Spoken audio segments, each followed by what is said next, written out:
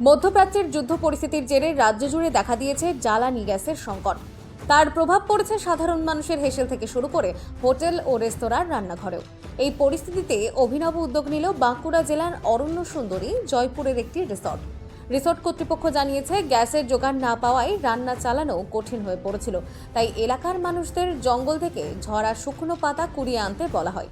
সেই পাতা কিনে মজুত করেছে রিসর্ট। ইতিমধ্যেই প্রায় 13 লক্ষ টাকার পাতা কিনে জমা করেছে তারা।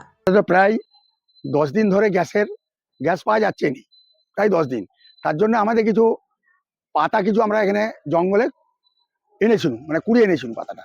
আর কাঠ কিছু ছিল আমাদের, সেই কাঠ দিয়ে বা পাতা দিয়ে আমরা এখন যে কদিন না গ্যাস পাওয়া যায়, আমরা সেই কদিন রান্না করে যেসব পর্যটকরা আসছে তাদের আমরা ঘুরতে দিইনি, তাদেরকে আমরা খাইয়ে চলেছি। এই 10-12 দিনে আমাদের একটু কষ্ট হচ্ছে। প্রতিদিন এই রিসর্টে রান্নার জন্য প্রয়োজন হয় প্রায় 20টিরও বেশি গ্যাস সিলিন্ডার, কিন্তু বর্তমানে গ্যাস না পাওয়ায় মাত্র 3 থেকে 4টি সিলিন্ডার ব্যবহার করা হচ্ছে মূলত চাইনিজ খাবার রান্নার জন্য। অন্যদিকে হোটেলের অন্যান্য রান্না করা হচ্ছে শুকনো পাতার আগুনে। রিসর্ট কর্তৃপক্ষের এই উদ্যোগে একদিকে যেমন গ্যাস সংকটের সমস্যা কিছুটা মিটেছে, অন্যদিকে এলাকার বহু দরিদ্র মানুষ বাড়তি আয়ের সুযোগ পেয়েছেন। স্থানীয় বাসিন্দাদের দাবি, সকাল থেকে জঙ্গলে ঘুরে শুকনো পাতা সংগ্রহ করছেন তারা এবং সন্ধ্যায় রিসর্টে এসে সেই পাতা বিক্রি করছেন। কোথায় এসছো? বনলতায় পাতা বিক্রি করতে এসছি। আচ্ছা, কেন কোথা থেকে পাতা কুড়িয়েছো এগুলো? ভেতর বনে। জঙ্গলে? হ্যাঁ, আচ্ছা, কেন এখন পাতা কিনছে কেন এখানে? এখন কিনে নিচ্ছে, ধরুন বসায় পাতা পাবেনি তো, তার জন্য আমরা সবাই মিলে ছেলে মেয়ে সবাই আসছি, এসব পাতা দিচ্ছি।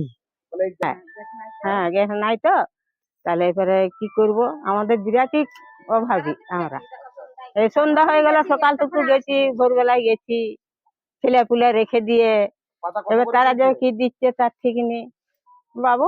ওই দেই কেজি 5 টাকা কেজি। আচ্ছা, হ্যাঁ। এই পাতা এখন কিনে নিচ্ছে না? হ্যাঁ, কিনে নিচ্ছে। এই উদ্যোগের ফলে জঙ্গলে ঝরা পাতা পরিষ্কার হওয়ার বনাঞ্চলে আগুন লাগার সম্ভাবনাও কমবে বলে মনে করছেন অনেকে। বাঁকুড়া জয়পুর থেকে সুচিন্ত গোস্বামীর রিপোর্ট, বঙ্গলেখনী।